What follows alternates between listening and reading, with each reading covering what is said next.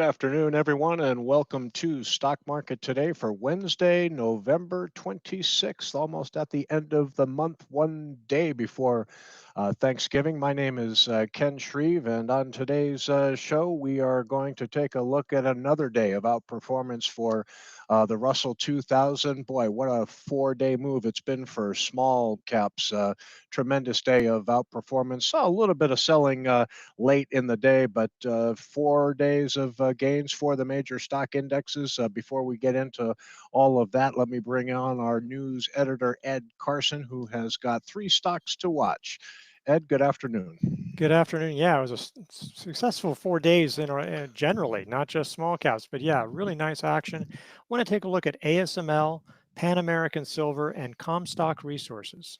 Comstock Resources sounds great. Let me pull up a chart of the indexes here, and we'll take a look. Yeah, I'm looking at the tell you the Russell 2000. Looking at this 4 day gain, it's like an 8.3% gain over the past four sessions for the Russell 2000. We'll get into that in just a little bit, but taking a look at the Nasdaq composite here, it was holding a gain of a little more than 1% all day. Looks like it settled for a gain of 0.8%, but you can see four straight up sessions here for the Nasdaq after that really volatile session last week. So a nice recovery for the Nasdaq. We were waiting for it to get over this high right here from last Thursday. So it has in effect broken out of a downtrend.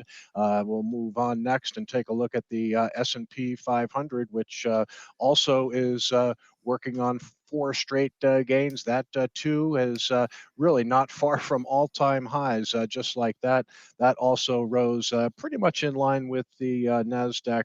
A little bit less. That was up. Looks like it settled for a gain of 0.7%. Checking in on the Dow Jones Industrial Average, also up four straight sessions. That settled for a gain of 0.7%. And then we mentioned the small caps. Just looking at that 4 days of gains, very close to an all-time high here. Again, that is 4 days, a gain of about 8.3% over those 4 days. Small caps ending higher by 1% today. So, Ed, again, just a really powerful rally for the market here. Things weren't looking all that great on Thursday when we had that big Nvidia earnings reversal, but we've seen a lot of good action in individual stocks. Seasonally, a pretty good time for the market as we head into Thanksgiving. A lot to like over the past four days here. Yeah, and just it's been strong. It hasn't been, I mean, there's been some strong gains for sure, but it's like hasn't been these jaw-dropping 4% gains. It's just that strength, strong, strong, strong. And okay, yeah, all right. First we got a little bounce, fine. You're gonna get a bounce somewhere. It wasn't that impressive on that Friday. Then a strong move, but okay, we're at the 50-day line. Let's see. And then we got above it, and the Nasdaq just barely, but that's partly because of Nvidia and AMD. The others did better. But then today, now we have it again, another hurdle. It's more clearly above the 50-day line. All the indexes are above their October 10th highs. You can basically see a downtrend line that NASDAQ's breaking. And that's not just important for the NASDAQ, but there's a lot of stocks that look like the NASDAQ and the S&P 500. They've come up through their 50-day lines. I mean, some of them are outperforming, but they've been flashing buy signals or breaking out. And it's just been really impressive. Just every day, it just seems to be going well. And there's been potential hurdles, but they've gone right through them. So investors have to take note of this. Again, like the market, you don't have to go crazy. You just have to go steady. It's amazing how 10% every day, within a week or two, if the market's worth investing in, you can get up to pretty fully invested pretty fast without being crazy on any one day. And if the market pulls back, if you're only a little bit invested on any given day, you aren't going to get hurt that badly. So you want to be aggressive, but do it in a gradual way. I guess I'd say, that's don't wait, and I think that's working out for a lot of folks right now. Yeah, yeah. Breadth was pretty good on the Nasdaq today. We had about 2.5 to 1 positive. When we look at the advanced decline, this is the 10-day moving average for the advanced decline line. You can see that starting to swing into a nice uptrend. Breadth had been pretty weak on the Nasdaq for quite some time, but seeing that swing into a nice uptrend. Breadth on the NYSE for the S&P 500. We mentioned that ended with a gain of about 0.7% today. Breadth even better on the NYSE today, Ed, better than 4 to 1 positive. And when you look at the 10-day moving average for the breadth on the NYSE, also swinging into a nice uptrend here. What I find interesting, you're seeing, this the 10-year Treasury yield has really been on a precipitous decline here. Actually breached the 4% level here. This yield was up around 4.16% last week, so it's down about 16 basis points as the odds for a rate cut have grown quite a bit for the December Fed meeting that is coming right up. Maybe still some concerns, Ed, about the health of the economy. The Fed is in a kind of a tricky spot here, seeing some softness in the jobs labor market, inflation that is kind of still sticking around. The Fed always seems to find itself in a tricky position. I mean, anytime you see money flowing into the bond market and rates falling hard like they are, reasons to be a little cautious here, or what's your take on this big drop in rates here? Yeah, I think it is some concern about the economy. It's also hope for the Fed, but a lot of it on the 10-year yield, that's a lot often more about the economy. But we're seeing yields Hmm. come down across the yield spectrum. I mean, because so much of the stock market is related to AI or speculative things that are sort of way out, sort of just almost just not relevant to the economy. I mean, it's just growing so fast that a little weakness in other areas honestly aren't going to hurt it, but they are going to be helped by a rate cut. So it's sort of a win-win, even though there are some negatives about this treasury yield drop. Yeah, yeah. How about the performance of airline stocks today? Big time outperformance. Look at the ETF JETS. Saw a lot of airline stocks outperforming today. We've got oil below $60 a barrel. Some of your airline stocks, Delta Airlines, starting to come to life here, breaking out of a downtrend. A lot of these stocks don't have great relative strength ratings, but seeing money start to flow into airline stocks and even the interest rate sensitive home builders, ITB, definitely seeing money coming into the home builders. So starting to see money outside of technology. The healthcare space that's been working for a while. XLV checking in on some of the leading growth stocks. We've seen some leading growth stocks come under pressure. Plenty more that are working, but FFTY, still stuck below the 50-day moving average. We've talked about some of the former leaders like Nvidia, starting to come back, but still toiling below the 50-day moving average. AMD, another one that's been hit, that rallied, but still below the 50-day moving average. So seeing some outflows out of technology. ARC, this is the Kathy Wood ETF, that is another proxy for growth stocks, starting to rally back, but seeing maybe a little bit of rotation out of technology. Yeah, I mean, The it's just as buying opportunities, they're not buyable yet. Some of them are moving fast. Right. Like the strongest stock in the S&P 500 was Robinhood. I mean, it was a Yes. huge day. And Hmm. obviously, if you had bought it, you'd be great. You'd be great. But, it's buying below the 21-day line. Now it's above the 21, but it's still below the 50-day. It could hit resistance. It's already come up a long way. If the market comes into trouble, this is going to dump very quickly. So it just becomes tricky. We generally want stocks, you want to live above the 50-day line. I mean, Yes. not saying you can't. Obviously, stocks go below the 50-day line, but generally, the odds are better if you wait until it's above that. So yeah, so there's definitely some movement there, but the things that are actionable are generally not those high beta names right now. I mean, there's some growth names, a lot of strong things, but just something you just have to be aware of that. Just have to be aware that there's different times for different stocks, and maybe these will come back, but there's other opportunities right now. Yeah, yeah. Some will, and some won't. Even though Nvidia and Advanced Micro under some selling pressure, you still have SMH back above its 50-day moving That average. is This is really impressive. That is, breaking out of a little downtrend here, but I think you can have Broadcom to thank for that. That one went into an all-time high today, up 3%. They're doing a lot of work with. Uh, uh,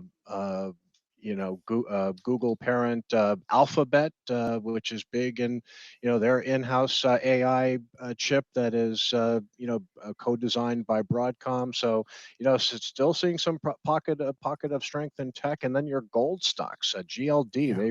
they took off again today. GLD up 0.8%, but boy, saw a lot of outperformance and a lot of gold stocks, a lot of top-rated gold stocks in IBD's database did well today. Uh, GDX, I think, yeah, putting yes, up GDX would be good because that one did much better than gold for whatever yes. reason. And we're going to look at one, but there's a lot of gold names did well. I'd also take a look at Bitcoin. Again, this is way down, but Mm-hmm. if you're, some of this is because, okay, yields are down, so it's happy. So to what extent is this rallying with other speculative names? To what extent is it helping some speculative names? I assume something like Robinhood is probably getting a boost because a lot of its business is crypto. But so Bitcoin coming back up is good, depending on whether or not it's just whether it's just in sympathy or a catalyst for things, because clearly that sell-off seemed to be tied to the market pullback, especially in speculative names. So, Yes, yes. but that one's still way, way down. Definitely, definitely, and a lot of downside volume as it pulled back. So, yeah, Bitcoin under some pressure, but a nice move, almost up 3% today. Well, let's take a look at some individual stocks. We were talking about the strength in the chip equipment group. Let's take a look at Netherlands-based ASML. This is a stock that had a nice breakout recently over the 800 level, came down to the 50-day moving average, and it is finding support. Let's go to the weekly chart here and see what a good test of the 10-week moving average looks like. Good test of the 10-week, first time since it sort of cleared the 800 area, sort of Hmm. as sort of base. You could treat this is just a test of the 10-week line. You could also treat this little area as either a little consolidation or as a handle to a huge, huge base. Hmm. So that works out well. And again, so this is one of the reasons why SMH was up today. Obviously, Broadcom's a bigger name, but there were chip equipment names definitely doing well. I think on a daily, the only thing you could say is like it went off the 10-week line and the 50-day line. It broke a downtrend. The only thing you could say, well, if you didn't buy it now, you might wait to get above today's high because it was really close to the high from last Thursday, didn't close above that. So again, you could have bought it today, but at this point, you might wait till Friday or Monday and see if it can get just above that level, since it's just a fraction at this point. Yeah, you can see it hit a high, closed off that high as it tried to poke above Thursday's high. So, getting a little bit of resistance there, but still fighting a good fight here. That's Absolutely. ASML, that chip equipment group, all the way up number 11 out of 197 groups ranked by IBD based on 6-month price performance. So, still seeing a lot of strength in the chip equipment group. Okay, well, we talked about a lot of strength in gold and silver stocks. Let's take a look at PAAS, which delivered a nice technical breakout today. Yeah, and on a And weekly chart, there is a small cup with handle, but you can sort of see it on a hmm day on a daily too without the pattern yeah, rec. there's So the there's the handle. Yep, right there. so it moved up there. The relative strength line's almost at a new high. Obviously, it's been on a nice run. The revenue is strong. It actually produces a lot more gold than silver, but today silver was up more than gold. Regardless, either way, this is Hmm. our stock of the day. Honestly, we probably could have picked half a dozen gold or silver names to be our stock of the day. We have named some to be stock of the day recently. So look, high gold prices, high silver prices. It doesn't take a lot of genius. That really falls down to the bottom line.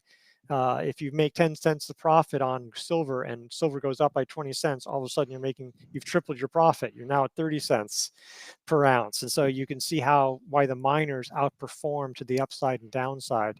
so much. So just a lot of strong growth, strong technical move here. Just a lot to Look at like the here. annual earnings. I mean, That just is just, exploding here. yeah, Yeah, just yeah, exploding. The weekly chart gives you a slightly different perspective here. Just on a nice uptrend. You had several down weeks in a row here, rallying back. Here's the cup with handle base. The stock making a huge move this week. Blue dot is just signifying a relative strength line in new high ground, outperforming the S&P 500, and clearly a stock showing great top line growth. Look at these forward estimates looking very strong, both in terms of the top line and the bottom line here. Big reason why it has a highest possible composite rating of 99, showing a lot of price strength and top fundamentals as well. So let's head over to energy, starting to see some expanding market leadership in the oil and gas space. It's not in spades, but seeing a little bit. Let's take a look at Comstock Resources, and this is a company that is, I know, majority owned. I think 70% owned by Jerry Jones of the Dallas Cowboys. Fast growing oil and gas producer. Again, they lost some money. That might have been just a one-time deal in 2024, but growth really expected to ramp up this year and next. What do you see with Comstock Resources here? yeah. It came off highs today, so that wasn't great. But it was sort of clearing the bulk of what is basically a messy handle. I mean, it's not. Hmm. It never technically got there, I think, or maybe there was briefly, but I think it today, if it got back to today's highs, you would think it's actionable. It just was a little disappointing to see it fall off a little bit. Some solid volume. It's made a nice move. Yeah, natural gas prices have been up a lot. This is a natural gas play, and natural gas has come up a little bit in the past few weeks. Not it hasn't been amazing. So that's what you.